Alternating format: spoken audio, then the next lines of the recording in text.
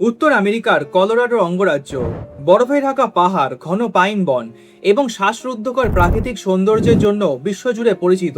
এই পাহাড়ের ছোট্ট একটি শহর হলো state park. Rocky mountain national পার্কের সৌন্দর্য দেখতে এবং প্রকৃতি নিরাপত্তা উপভোগ করতে অনেক পর্যটক এখানে আসেন। এবং এই শান্ত শহরেই দাঁড়িয়ে রয়েছে 100 বছরের পুরনো একটি হোটেল, যাকে ঘিরে শতাধিক বছর ধরে অসংখ্য রহস্যময় কাহিনী চারিদিকে ছড়িয়ে আছে। এই হোটেলের নাম হলো দি স্ট্যানলি হোটেল। সাদা রঙের বিশাল ভবন, লম্বা বারান্দা, অসাধারণ স্থাপত্য আর পাহাড়ে ঘেরা মনোরম পরিবেশ। বিভিন্ন দেশের অনেক অতিথিরাই এই হোটেলে ওঠে, কিন্তু এই সুন্দর ভবনের ভেতরেই অনেক অতিথি এবং কর্মচারী বছরের পর বছর ধরে অদ্ভুত কিছু অভিজ্ঞতার কথা বলেছে। গভীর রাতে খালি বলরুম থেকে পুরনো দিনের পার্টির সঙ্গীত ভেসে আসে। ফাঁকা করিডোরে কারো পদচারণার শব্দ হয়। এছাড়া কিছু কিছু ঘরের দরজা নিজে থেকেই খুলে যায়, আবার নিজে থেকেই বন্ধ হয়ে যায়। গভীর রাতে বাথরুমের কল নিজে থেকেও খুলে যায় বলে দাবি করা হয়েছে। তবে এসব ঘটনার পেছনে কোনো ভুতুড়ে বা অতিপ্রাকৃত কোনো কারণ আছে কিনা, এসব কিছুর কোনো নির্ভরযোগ্য প্রমাণ পাওয়া যায়নি। তবুও প্রতি বছর অনেক ট্যুরিস্ট এই হোটেলে আসে। আরও একটি কারণে এই হোটেলটি বিশ্ববিখ্যাত, কারণ বিশ্ববিখ্যাত হরর লেখক স্টিফেন কিং এই হোটেলে অবস্থান করে। তার বিখ্যাত উপন্যাস দি শাইনিং লেখার পেছনে এই হোটেলটির অবদান রয়েছে। আপনারা যারা এখনো স্টিফেন কিংয়ের হরর উপন্যাস এবং সিনেমাগুলি না দেখে থাকেন, তাহলে অবশ্যই একবার দেখে নেবেন। চলুন ফিরে আসা যাক ইতিহাসের সবচেয়ে রহস্যময় হোটেল দি স্ট্যানলি হোটেলের গল্পে। স্ট্যানলি হোটেলের গল্প শুরু হয় একজন মানুষের স্বপ্ন দিয়ে, এবং তার নাম ছিল ফ্রিল্যান্ড অস্কার স্ট্যানলি। তিনি ছিলেন একজন উদ্ভাবক, প্রকৌশলী এবং সফল ব্যবসায়ী। বিশেষ করে বাষ্পচালিত গাড়ি নির্মাণের জন্য সেই সময় তিনি আমেরিকা যুক্তরাষ্ট্রে বেশ পরিচিত ছিলেন। কিন্তু জীবনের একটি সময় এসে তার যক্ষা ধরা পড়ে। 19 শতকের শেষের দিকে এই রোগকে অত্যন্ত ভয়ঙ্কর মনে করা হতো। চিকিৎসকরা তাকে পরামর্শ দেন পরিষ্কার বাতাস এবং পাহাড়ি পরিবেশে কিছুদিন থাকার জন্য, এবং সেই পরামর্শ মেনেই তিনি আসেন কলোরাডোর স্টেট পার্কে। অবিশ্বাস্যভাবে এখানকার নির্মল বাতাস এবং মনোরম পরিবেশে তার শারীরিক অবস্থার উন্নতি হতে শুরু করে, এবং এই অভিজ্ঞতা থেকেই তার মনে একটি নতুন স্বপ্নের জন্ম দেয়। তিনি ভাবলেন, এই সুন্দর জায়গায় যদি একটি বিলাসবহুল হোটেল তৈরি করা যায়, তাহলে দেশ বিদেশের বহু মানুষ এই পরিবেশ উপভোগ করতে পারবেন। এরপর শুরু হয় নির্মাণ কাজ। অবশেষে 1909 সালে দি স্ট্যানলি হোটেলের নির্মাণ কাজ শেষ হয় এবং সকলের জন্য খুলে দেওয়া হয়। সে সময় এটি ছিল কলোরাডোর আধুনিক এবং বিলাসবহুল হোটেল। এখানে ছিল বিদ্যুৎ, টেলিফোন এবং আধুনিক স্যানিটেশন, এবং সে সময়কার তুলনায় অত্যাধুনিক সুযোগ সুবিধা। খুব দ্রুতই ধনী পর্যটক, ব্যবসায়ী এবং ধনী সমাজের বিশিষ্ট ব্যক্তিদের পছন্দের গন্তব্য হয়ে ওঠে দি স্ট্যানলি হোটেল। কিন্তু তখনও কেউ জানতো না একদিন এই বিলাসবহুল হোটেল ইতিহাসের জন্য যতটা পরিচিত হবে, তার থেকেও বেশি পরিচিতি হবে এই হোটেলটিকে ঘিরে রহস্যময় গল্প এবং ভৌতিক বা অতিপ্রাকৃত দাবির কারণে। আর সেই রহস্যের সবচেয়ে বড় মোড় আসে প্রায় 65 বছর পর, যখন একজন বিখ্যাত লেখক এই হোটেলে এক রাত কাটিয়েছিলেন। 1974 সালে শরতের শেষ সময়। সে সময় হোটেলে অতিরিক্ত পর্যটক ছিল না। দি স্ট্যানলি হোটেলে সেদিন ছিল অতিথি খুবই কম। সে সময় বিশ্বখ্যাত মার্কিন লেখক স্টিফেন কিং এবং তার স্ত্রী এক রাতের জন্য এই হোটেলে ওঠেন। কথিত আছে সেদিন তারা ছিলেন এই হোটেলের শেষ দিকের অতিথি। ফলে এই বিশাল হোটেলের বেশিরভাগ করিডর, ডাইনিং হল এবং কক্ষ প্রায় ফাঁকাই ছিল। চারিদিকে নিরাপত্তা, দীর্ঘ করিডর আর শতবর্ষী ভবনের এক অদ্ভুত পরিবেশ। স্টিফেন কিং পরে একাধিক সাক্ষাৎকারকে জানান, এই হোটেলের নিঃশব্দ পরিবেশ এবং ফাঁকা করিডর তার কল্পনাকে গভীরভাবে প্রভাবিত করেছিল। সেই রাতেই তিনি একটি স্বপ্ন দেখেন। স্বপ্নটি ছিল, তিনি দেখেন একটি ছোট্ট ছেলে দীর্ঘ করিডর দিয়ে ভয়ে দৌড়ে পালাচ্ছে, এবং সেই ছেলেটির পেছন থেকে ধেয়ে আসছে একটি কালো অদৃশ্য আতঙ্ক। এবং পরের দিন সকালে এই ধারণাগুলো তিনি লিখে রাখতে শুরু করে, এবং পরবর্তীতে তার এই ভাবনা থেকেই জন্ম নেয় বিশ্বের অন্যতম বিখ্যাত হরর উপন্যাস দি শাইনিং। তবে এখানে একটি বিষয় পরিষ্কারভাবে জেনে রাখা জরুরি, দি শাইনিং ছিল একটি কল্পকাহিনী। এর চরিত্র, ঘটনা এবং অতিপ্রাকৃত অংশ স্টিফেন কিং এর সৃজনশীল কল্পনার ফল। অর্থাৎ উপন্যাসে যা যা ঘটেছে সেটি দি স্ট্যানলি হোটেলের বাস্তব ইতিহাস নয়। তবে এই হোটেলের পরিবেশ, নিঃসঙ্গতা এবং স্থাপত্য তাকে এই গল্পটি লিখতে অনুপ্রাণিত করেছে। উপন্যাসটি প্রকাশিত হওয়ার পর বিশ্ব জুড়ে দি স্ট্যানলি হোটেলের পরিচিতি আরো অনেক বেড়ে যায়। অনেক মানুষ ভাবতে শুরু করেন এই হোটেলে হয়তো কোনো অতিপ্রাকৃত শক্তি আছে। এই স্ট্যানলি হোটেল বহু বছর ধরে অনেক অতিথি, কর্মচারী এবং পর্যটকদের ব্যক্তিগত অভিজ্ঞতার দাবির কারণেও বিশ্বজুড়ে পরিচিত।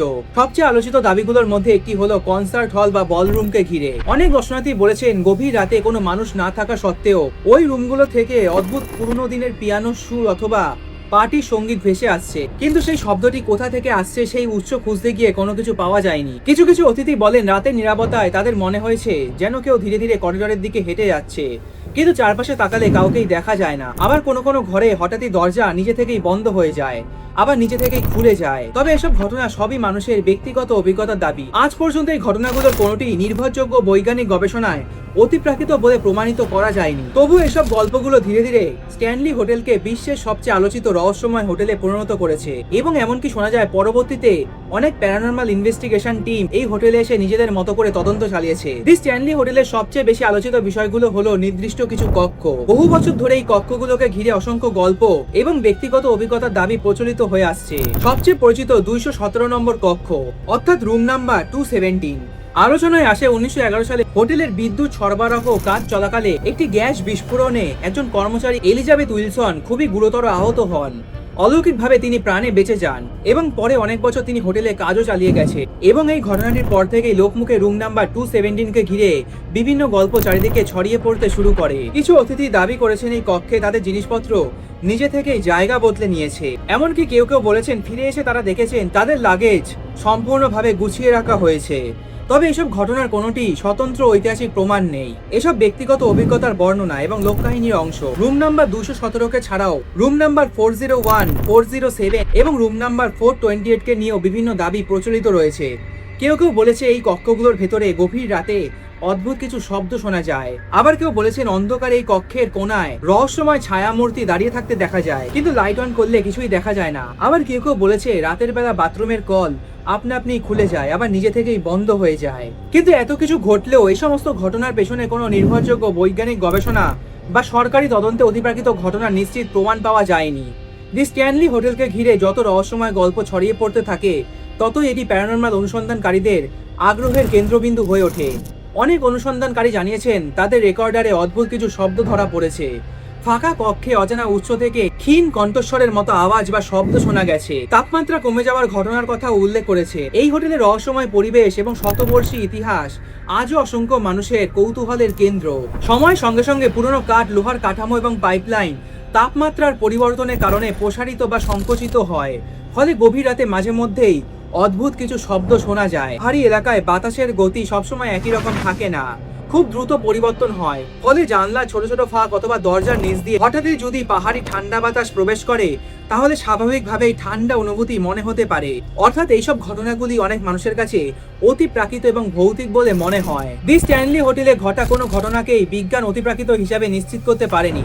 তবু রহস্য, ইতিহাস এবং মানুষের কল্পনা সবকিছু মিলিয়ে দি স্ট্যানলি হোটেলকে বিশ্বের অন্যতম আলোচিত রহস্যময় ঐতিহাসিক স্থানে পরিণত করেছে। আজ দি স্ট্যানলি হোটেল শুধুমাত্র একটি ঐতিহাসিক ভবন নয়, এটি আমেরিকা যুক্তরাষ্ট্রের সবচেয়ে পরিচিত ঐতিহাসিক হোটেলগুলোর মধ্যে একটি। রকি পর্বতমালা অসাধারণ সৌন্দর্য উপভোগ করতে এবং এই হোটেলটির 100 বছরেরও বেশি পুরনো ইতিহাস জানতে অনেক পর্যটক এখানে আসে। আজ ওই হোটেলটি সম্পূর্ণ সচল। এখানে অতিথিরা স্বাভাবিকভাবেই থাকেন।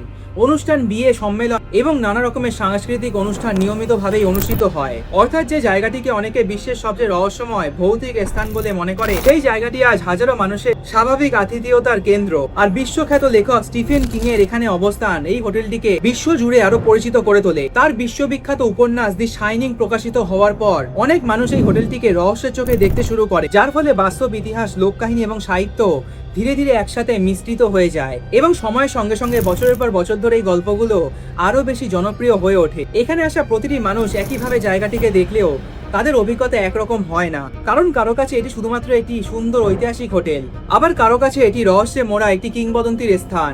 কিন্তু শেষ প্রশ্নটি এখনো রয়ে যায়, আপনাদের কি মনে হয় বছরের পর বছর ধরে এই হোটেলটিকে ঘিরে এত রকমের যে কাহিনী ছড়িয়ে পড়েছে, যে সমস্ত রহস্যময় অভিজ্ঞতাগুলোর কথা এত মানুষ বলেছেন, সেগুলো কি শুধুই পুরনো ভবনের শব্দ, নাকি সত্যি শতবর্ষী পুরনো এই হোটেলের নীরব করিডোরে আজও এমন কিছু রহস্য লুকিয়ে আছে যার উত্তর ইতিহাস এবং বিজ্ঞান দুজনের কাছেই অজানা? আপনারা কি এর আগে কখনো স্ট্যানলি হোটেলের নাম শুনেছেন? আজকের এই ভিডিওটি যদি ভালো লেগে থাকে তাহলে অবশ্যই সকলের সাথে শেয়ার করে দেবেন এবং বং টেলিস্কোপ চ্যানেলে নতুন হলে অবশ্যই চ্যানেলটিকে সাবস্ক্রাইব করে পাশে থাকবেন, কারণ সামনে আসতে চলেছে আরো নানা রকমের রহস্যে ঘেরা গল্প। তাই আর বেশি দেরি না করে অবশ্যই চ্যানেলটিকে সাবস্ক্রাইব করে রাখুন। আমি সুপ্রিয় ছিলাম আপনাদের সাথে। খুব শীঘ্রই দেখা হবে পরবর্তী একটি নেক্সট এপিসোডে। ভালো থাকবেন এবং সুস্থ থাকবেন।